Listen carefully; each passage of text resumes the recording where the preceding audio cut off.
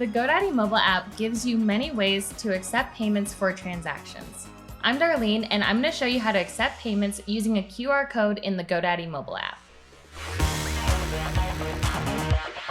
I'm going to start in the GoDaddy mobile app on the merchant device. Let's add the cost of a few items to the order. Once you have everything added, tap Charge, and then tap QR code. A QR code will display on the merchant mobile device screen.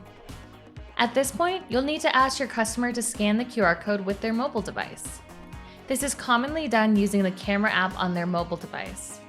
If the customer is using an older mobile device, they may need to use a barcode scanner app or QR code scanner.